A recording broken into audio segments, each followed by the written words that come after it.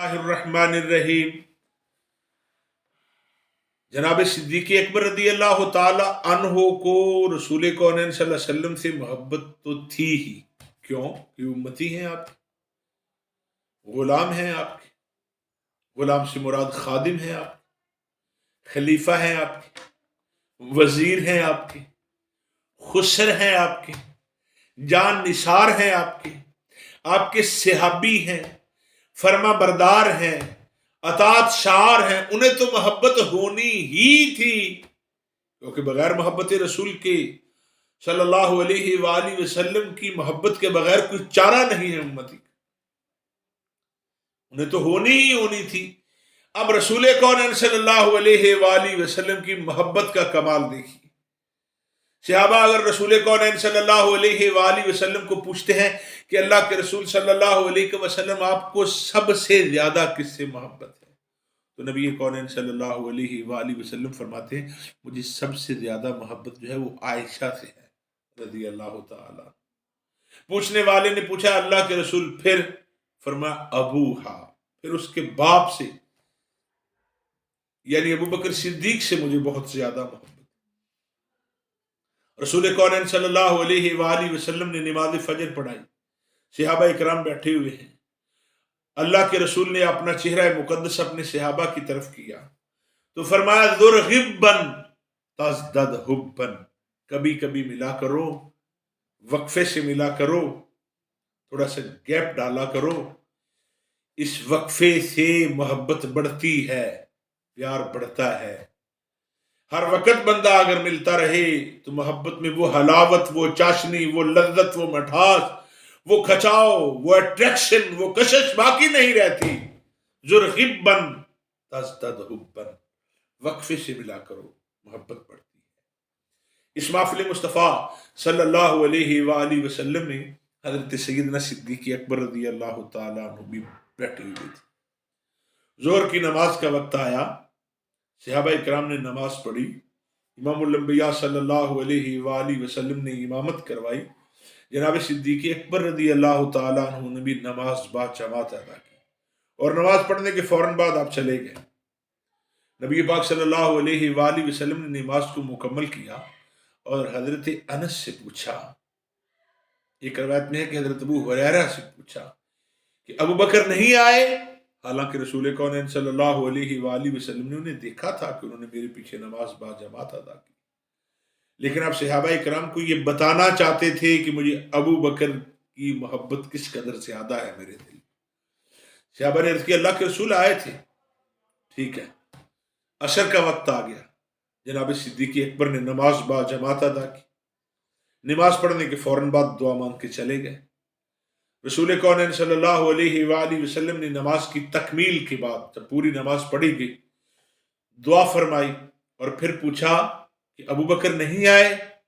अर्ज किया अल्लाह के रसूल आए थे, आए थे। फरमाया चले गए? अर्ज की चले गए। मगरिब की नमाज का वक्त आ गया, रसूल कौन सल्लल्लाहु अलैहि वसल्लम ने नमाज मगरिब की इमामत फरमाई। जनाब सिद्दीक़ अकबर रज़ी अल्लाह अन्हु ने रसूल कौन सल्लल्लाहु अलैहि वसल्लम की इक्तदा में नमाज पढ़ी, नमाज मुकम्मल की, दुआ मांगी और चले गए।